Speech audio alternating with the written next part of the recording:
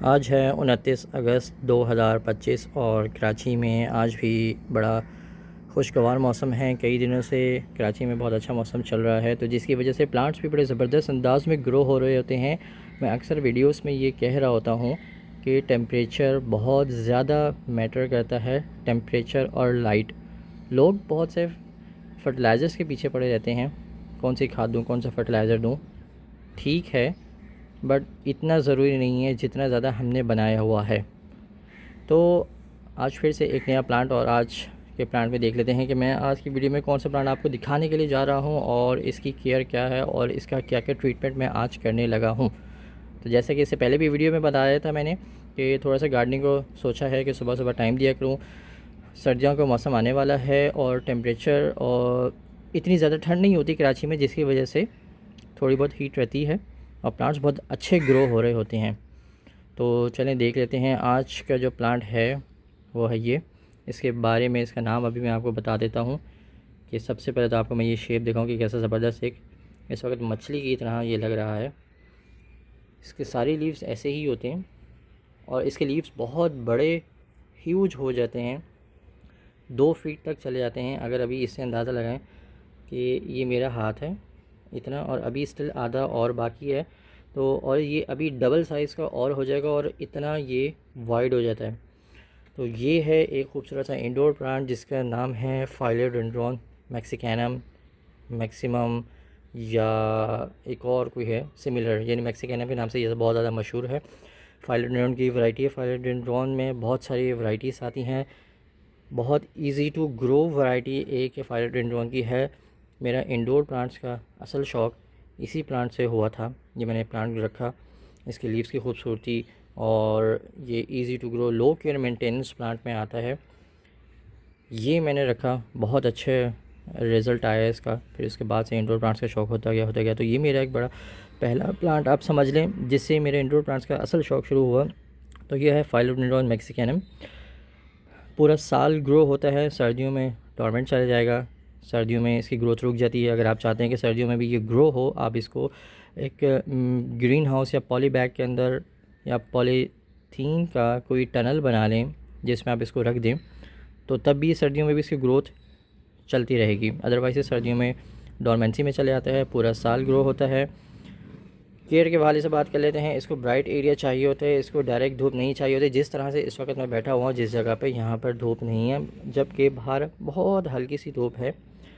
बहुत ज़्यादा हल्की सी धूप दे सकते हैं, मॉर्निंग की सनलाइट दे सकते हैं, बट 8 बजे के बाद की जो धूप होगी वो आपने इस प्लांट को नहीं देनी, आपने ब्राइट एरिया में रखना है। ये इसकी लाइट की रिक्वायरमेंट है जो कि मोस्ट नेसेसरी है। फिर उसके बाद सॉइल की बात कर लेते हैं। सॉइल आपने इसको कोकोपीट प्लस कंपोस्ट में भी लगा सकते हैं, 50-50 के रेशियो के साथ। आप इसको बालू मिट्टी और ओजड़ी की खाद मिक्स करके 50-50 मिक्स करके उसमें भी लगा सकती हैं। एक दफ़ा ये प्लांट आपका ग्रो हो जाए सॉइल के अंदर, ये स्टेबल हो जाए, फिर ये बहुत तेज़ी से चलता है। जैसा कि ये छोटा सा प्लांट लिया था, आई गेस ये मैंने जनवरी में, इतने से मेरे पास प्लांट था जिसकी मैंने वीडियो भी बनाई थी। तो अब जाके अल्हम्दुलिल्लाह ये 1 2 3 4 5 6 7 8 9 10 11 12 तकरीबन इसके लीव्स निकल चुके हैं, और ये एक के बाद एक इसके लीव्स निकले जा रहे हैं। ओके, तो ये सॉइल की है, 6 इंचज़ के कंटेनर में लगा हुआ है। ज़्यादा बड़े पॉट की ज़रूरत नहीं है इसको।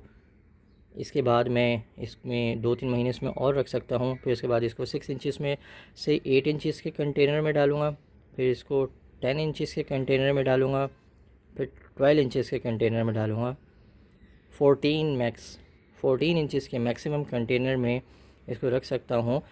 इसके कंटेनर का साइज़ 6-6 महीने या 1-1 साल के ड्यूरेशन से भी आप ग्रेड कर सकते हैं। एकदम से आपने बड़े पॉट पे नहीं लगाना है। फाइलोडेंड्रॉन की जब एरियल रूट्स निकलती हैं और ये रूट बाउंड होना शुरू होता है, तो इस पर कोई ख़ास इफ़ेक्ट नहीं आता, ये और अच्छा ग्रो होना शुरू हो जाता है।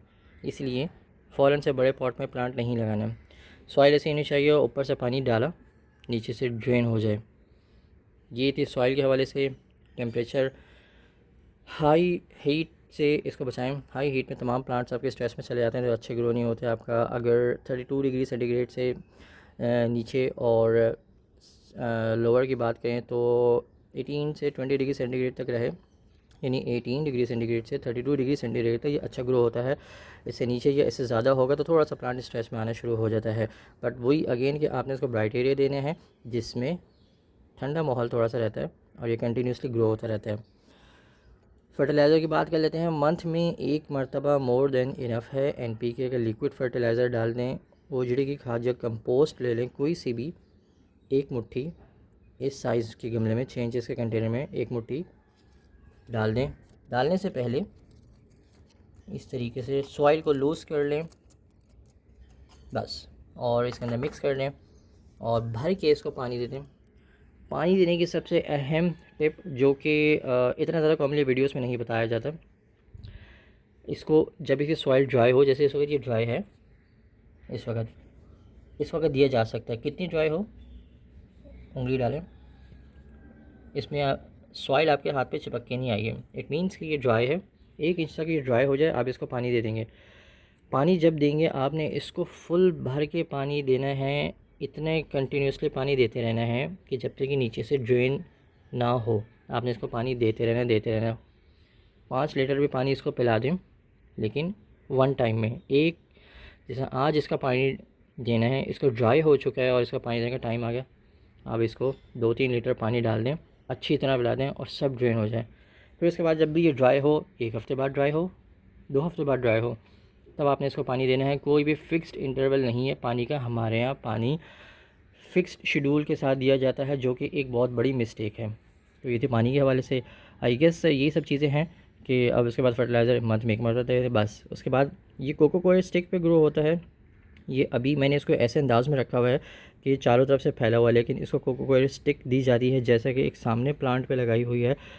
ये लगाएंगे तो फिर और ज़्यादा तेज़ी से इसकी ग्रोथ होगी। लेकिन अगर आप फिर भी आप चाहते हैं कि नहीं नॉर्मल स्पीड से ग्रो हो, तो फिर भी आपको कोकोकोयर स्टिक लगानी पड़ेगी या कोई सी भी स्टिक लगानी पड़ेगी, क्योंकि जैसे ही ये बड़ा होता है बहुत ह्यूज, बहुत ज़्यादा थिक हो जाता है, ये गिरने लग जाता है। तो इसको किसी न किसी सहारे की ज़रूरत है।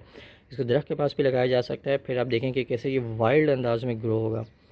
तो ये था आज का प्लांट, और ये एक छोटा सा मैंने कटिंग लगाई थी जो कि इसके साथ ग्रो हो रही है। तो इसी का भी इरादा है। इसको मैंने प्रीवियसली सेल के लिए लगाया था, बट किसने मुझे कहा था, मैं ख़ुद भूल गया कि किससे मेरी डील हुई थी, तो इसलिए फिर ये मेरे पास ही रह गया। तो इसका मेरा अब इसी तरीके से बड़ा करने का इरादा है। छोटा सा जब प्लांट ग्रो होता है तो देखिए इस तरह से ग्रो होता है। ये मैं आपको दिखा दूँ, ये रेफरेंस के तौर पे कि जब भी आप कटिंग्स लगाते हैं या छोटा प्लांट तैयार करते हैं तो ये स्टार्टिंग में इस तरीके का होता है। फिर ये जैसे जैसे इसकी एज मैच्योर होती है, ये इस अंदाज में बढ़ना शुरू हो जाता है।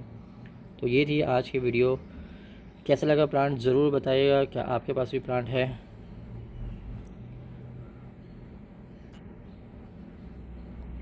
ख्याल रखिएगा अपना। अल्लाह हाफ़िज़।